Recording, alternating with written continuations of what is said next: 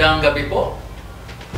Andito na po tayo sa pangalawang bahagi ng Mutok Tonight, kung saan ay tinatalakay at ina-analisa natin ang mga pangakong 7-point agenda ng Team Bokbet noong nakaraang kampanyahan.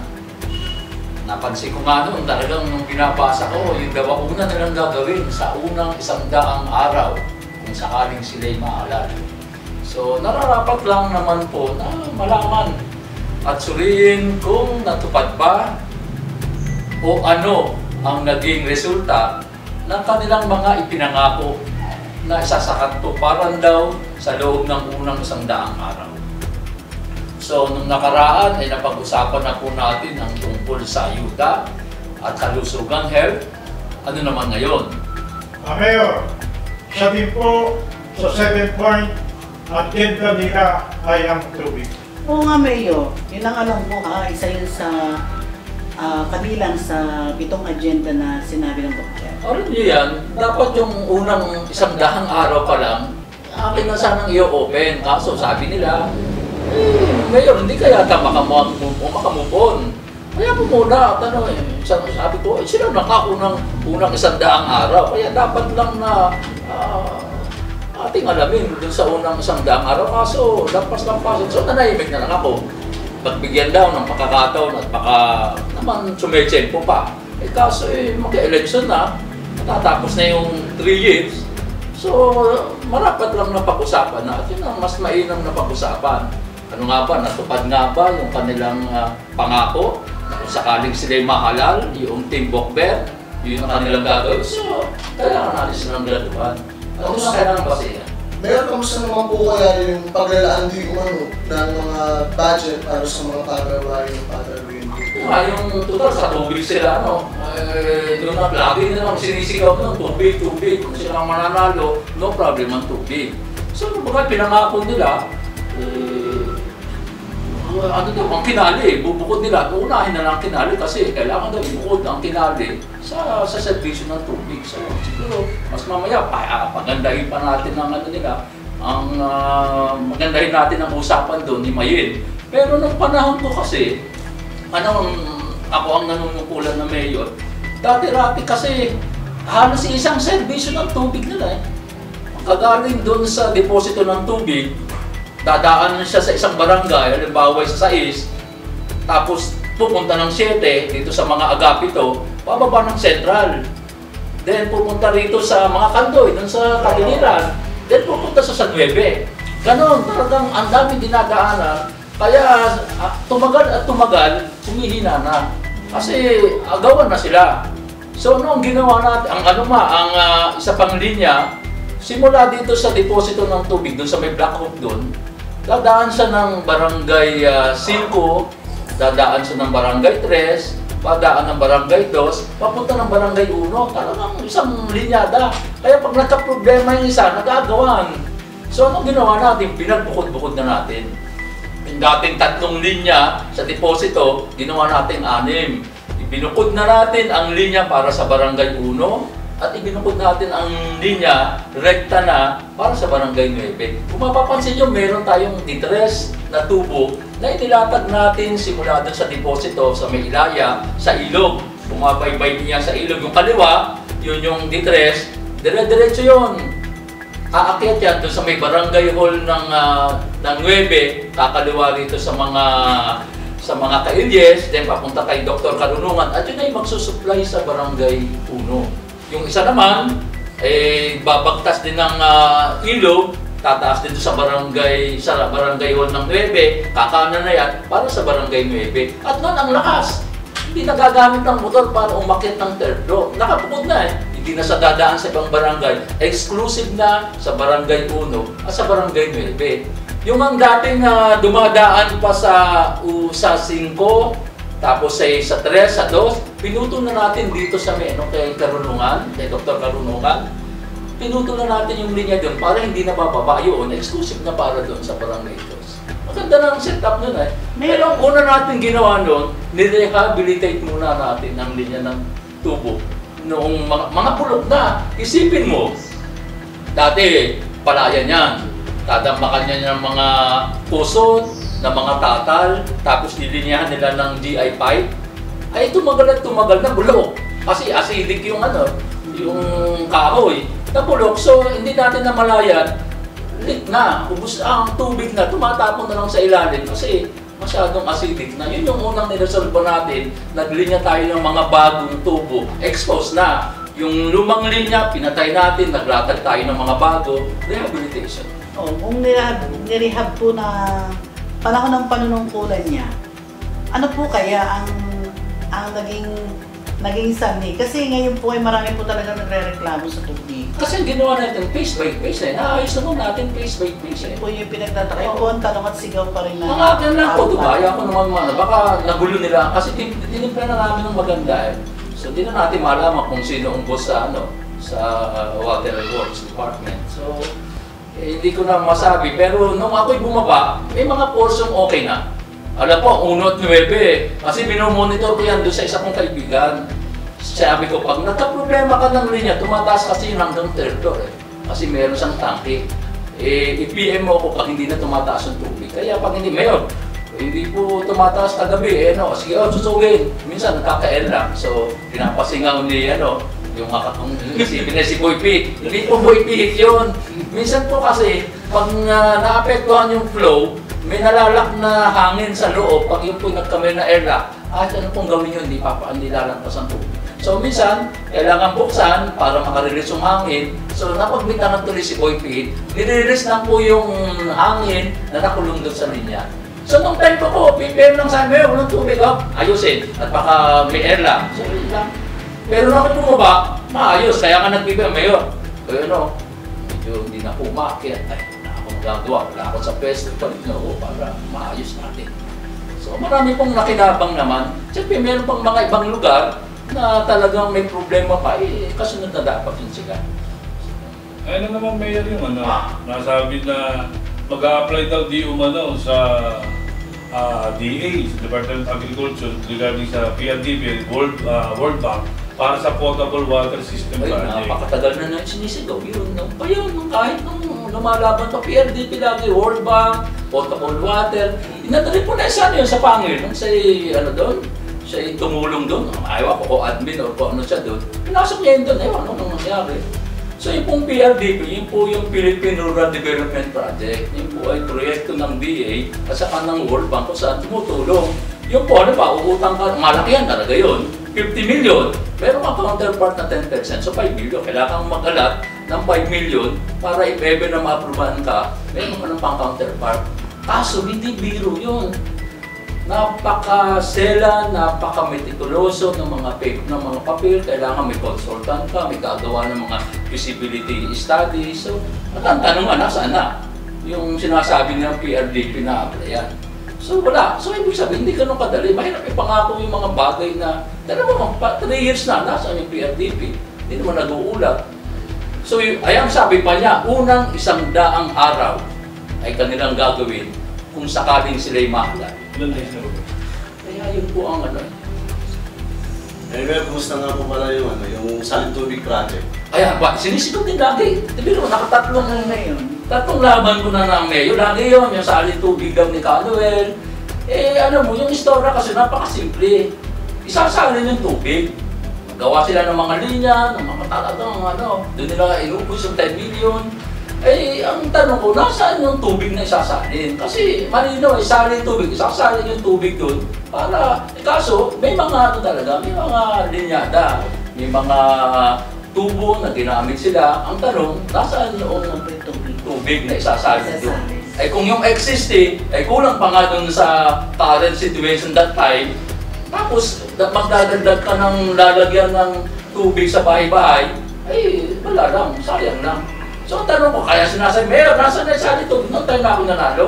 Nasa isali, ituro nyo sa akin kung saan yung sasaling tubig na sinasabi. Hindi naman na mapakita. Hindi ko naman siya pwedeng itago kasi paano mo itatago kung nagtatapon yung tubig na sinasabi nilang isasalin? Wala. Ngayon, ang magandang pagkakataon, nasaan?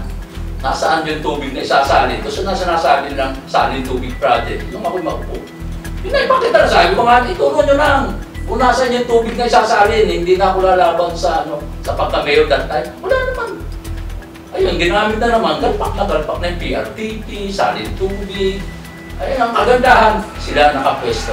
Nasaan? Patunayan nila. Ngayon, kung hindi nila kayang patunayan, hindi nila kayang gawin, ano pa, useless. Yung kanilang sinisigaw, noong pa, hanggang ngayon, tao nang uhusga dyan. Talagang sila ay nambobola baga o hindi. Ay baka paasa lang, ay katulad ng mga ayuda, puro paasa. Kawawa ang tao, mayroon yung paasa. Meron tanong ko po, kasi natatandaan ko meron po siyang pinagawang doon sa may Bantayon. Oo. April po ba yun? Ano na po yung status nun? Yun na nga kasi, ang problema kasi talaga sa Mapati, lalong tinalin, source ng tubig eh. So kailangan magkameron tayo ng karagdagang tubig para isupply natin. Kasi kung ayusin natin tubig at yun din yung source, katulad doon sa Saluno, at saka kulang nandun sa may Ahihinari naman yung sa may Makunggo, wala. So ang ginawa natin, naghahanap tayo ng mga posibleng pagkunan at nagkameron tayo ng study. So ang isang natumbok na maganda ang tubig doon sa may Bantayo. So nagpadilo tayo doon, okay naman. So ngayon, kasi yun yung isa sa pinangako natin sa Lapag na kung sakaling papalarin nga ng 2013, sila yung isa sa bibigyan natin ng priority kasi mataas na lugar, wala din silang sariling source. So yun ay ating isinagawa, yung proyekto yun, para magkameron ng tubig ang Labak, ang Punto, at saka portion dito sa highway ng Kinali. So yun yun. Ako may nagtaka nyo, nung sinisimulan natin yan, yung mga drilling sa mga deep well, grabe ang patikos na inabot ko noon. Kesa lulubog daw ang bahay ng Paite, mauukok daw sa ilalim. So sa akin ako, may mga reaction. Kaya ako medyo, sa tingin ko kasi maganda yung maganda yung resulta. Kaso lang, hindi ko malaman kung namumuliti ka lang. Pag yung maganda ang ginagawa natin, pilit nilang ginagawa ng usa. Daming reaction. Baka doon lubog ang bahay ng Paite, dahil yung tubig daw sa ilalim, o mauukok, bibigay. Blessing ako, hindi ko na masyadong Pero ngayon, balita ako, gano'n na gagawin na sila. Gagawa ng panibagong yung ginawa natin sa Bantayo, gano'n din ang gagawin nila. Isa raw dito sa malapit sa eskwelahan ng Ibaba Elementary School, at saka dun sa hindi ko lang malaman kung may sa Agaraw o dito sa Paite Elementary School. Bubutas din daw na katulad nung sa Bantayo. O, ibig ko lang sabihin, nung time na ako'y gumagawa ng solution para sa karagdagan ng tubig, kung patipusin ako dahil lulubog daw, mauukok yung ilalim, ngayon, hindi magagawin nila. Pero nag-action po, hindi ba ganda? Pakinabangan po. Maganda. Napakaganda. Nabigyan pa nga yung ibang portion dito sa ibaba, sa highway side na mababang portion, which is mali kasi kawawa naman yung tagalaba kasi para sa kanila yun kung maganda yung tubig, dito sa baba, ay paghigop ng tubig niya, wala na naman ng kawawa. So yun is para dun sa Labak, at saka dun sa Puntok dapat. Saka portion dito ng Tinali. Kasi ang problema is Tinali, ngayon, ginagamit na nila sa barangay dito sa mababa pa. Talo. Nagpapanction. Maganda. Talagang very good naman yan. Ganda naman. Yun ay pinapang natin pataas din. Sinusupply natin. Maganda po. Maganda yung supply. Kaya kwento naman, talaga ba? Maganda po yung supply ng tubig. Alam ko, pati yata sa repeat, yun na rin din na portion dun So yun ang ko, yung mga proyektong ginagawa ko nun na okay naman, kung patikusin nila. Tapos ngayon sila yung gagawa. Kasi tayo naman noon, talagang bago natin gawin ang isang bagay, na-upload ko sa Facebook, yun yung mga perspective. Ini-inform ko pag may negative reaction agad, teka muna, tracing muna. So, ngayon kasi malalaman mo na lang, may ginawa. Hindi man lang na-inform ng tao na unang info in advance para makapag-react ang tao. Makalit sila ng gusto. Ngayon, makikita ka na lang, may gagawin daw, may ganayon. Sana, nilahatan mo na nila para mapag-aralan ng gusto. So yun yung sa tubig. Bukod po doon, meron pa po siyang Alam mo, ang ginawa natin yan dito sa... Kasi ang kailangan natin is tubig. So ang ginawa ko noon, nung medyo ma-rehabilitate na natin, dahan-dahan, naganap naman kami ng tubig sa bundok. Kaya kami nagpirmi sa bundok, kasama ang ibang waterworks, nag-trace kami ng source ng tubig. Sa taas, marami kami nakita. yun nga, yung nagsusupply sa Ridley na ating walang-wala, yun yung nakuha namin dun sa Upland. So, banda ron, meron din. Meron akong matagal nang tinatarget dun. Nung mag-start nung windmill, kaya ako yung hasing-hasing pumupunta dun, nakita ko yung source ng tubig sa bandang Malatay. Maganda. Pwede na Switzerland din yun. Pwede develop yun para i-supply, dagdag. So, yun yung isang nakikita kong maganda na, alam mo yung katulad nung sa Mapolo, di ba umpisa natin yun, tinesting lang natin ng hose. Sabi ko, pag maganda yan at summer meron pa, itutubo na natin yan. Yung dito sa Barangay 5, nasabi ko, pag medyo ikukuha na rin natin doon sa Upland, yung para sa Barangay 5. So, ngayon ginawa nila. Pero yun, idea na natin noon na ginamit na nila.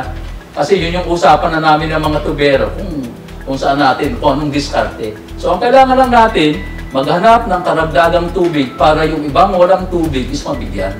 Kasi mahirap yung walang tubig at saka may tubig. Itatak mo dun yung walang tubig sa meron, hindi na yung magagawan. So wag na natin tangkuhin yung magaganda ang serbisyo ng tubig. Ang problemahin natin, yung mahihina, ihanap natin ng bukod na supply para sila magkameron ng magandang supply ng tubig. Ako lang ang pabor dun sa deep well, dun sa drill, na katulad na sa Bantayo. Okay naman yun. Kaso lang, binatikos ako ng binatikos nung time na sinisimulan. Kaya ako sa testing muna at iba ang reaction masama na naman ako niyan. Pero ngayon, yun ang gagawin sila. Kasi nakita nila maganda. Yun ang Ang alam ko sa Barangay Ibaba Elementary School, yung isa, bubutas daw. Yung isa, sa May Paite Elementary School. Kasi wala naman tayong bubutasan na halos property ng munisipyo. So, yun yung isang doon. Ako, pabor naman doon. Kasi sa tingin ko naman yan, binatikos lang talaga na lulubog daw ang bahay ng Paite kung lagi tayong deep well. Nung time na yun, nang papabutas tayo ng mga didos para dun sa mga walang tubig, ine-question nila. Ngayon, ang dami na. Ang dami nang nag-deep well na okay na. Hindi po ba dun sa Red Cross, yan yung nakapagbigay ng tubig? Saan ang galing? Saan? Sa Red Cross po. Yung sa Red Cross, ganitong nagpaputas tayo ng didos para yun, ang isusupply natin doon sa Agaraw to. Kasi, siyempre, may mga CR, ang daming CR nun, ang laki nun So, mahirap naman ang walang sariling supply ng tubig. Nagpaputas tayo. So, dahil hindi naman agad na tapos yung Agaraw to, pinasa muna natin sa Red Cross. So, yun, sabi ko, yan, inyo na muna yan tubig. Pero sabi ko, if ever yan deep well na yan is para sa Agaraw to, para dun sa supply ng tubig sa CR. Nung minsan pumunta ako, okay na, nagagamit pa. Na doon sa CR, sinina, saan magagaling tubig ng CR sa Agaraw to? Doon po sa pinagawa nyo. Okay, at least papakinabangan. So, doon lang. So, malaking tulong. Maganda tayo ka-advance. Pag nagpatayo tayo ng isang malaking gym, saan ang kukuha ng tubig? Paputas na tayo. So, habang hindi napapakinabangan, ibigay natin dito sa mga residente, malapit din sa lugar.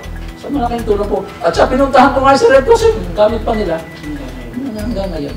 Kumusta na para Mayor yung gusto tayo pasukan na yung Laguna Water na Anong araw kasi, papasok yung Laguna Waters, hindi lang Laguna Waters, may iba pa Sabi ko, pwede natin entertain. Pag-aralan nila, ngayon, tao magde-decide yan. So, anong nangyari, sabi ko, kung kukunin nyo lang sa amin yung source namin, parang mahirap naman yun. Ayun, kung meron kayong sariling source, at magiging karagdagan dun sa isusupply namin, let the people of Paite decide kung saan nila gusto. Kung ayaw nila sa serbisyo ng munisipyo, dahil sabi nila, meron silang pamimilian, yung medyo mahal, so, magdi-decide ang tao. Katulad po ng sa Pakil. Kasi ang problema natin ay boundary ng Pakil at Paite. Talagang hindi natin kaya. Kung bibigyan natin sila ng supply doon, pagod na pagod yung tubig, at ang haba ng bibigyan nating linya ng tubo, hindi biro maintenance. Hindi biro. Kaya sabi ko, kung gusto niyo, papasukin natin ng Pakuan, then muna sa highway from Pakil. So, kayo mag-decide kung gusto nyo, okay naman, dito naman kayo pipilitin. Kaya sabi na Mayor, okay na po mahal, basta sigurado yan. So, kaya yung iba nakapasok na. In-entertain na namin yung Pakil. Then, baka dito sa may side ng J. Rizal, sa Pakil side, kung alam ko, pinapasok ng kasalukuyan. So, sa akin naman, ang katuwiran ko, kung sakali man na magkaigi, masuplayan ng Pakuan ang malaking kalahating portion man ng Bagong Bayan. So yung consumption requirements ng Bagong Bayan, hindi na natin problemahin. So makakatulong yung pakwad at yung masesave natin na dapat ay isusupply natin dun sa kanila, ipapuno natin sa kakulangan dito sa may bandang gitnang bayan. So, at ang magde-design naman yan ay mga consumer, hindi naman natin sila pe-assign. Ang gusto nyo, hindi namin kayo mabigyan, nasa dulo kayo, minadya naman yung pakwat, mamili kayo. So sila, okay na po kami sa pakwat. Bisa na nagsong mayor, pinul po ng munisipyo yung magpapakabit kami, ayaw pumayag. Ay, hindi ko na alam yan. Sa akin, as long na kayo yung magdi-design, wala akong nakitang problema.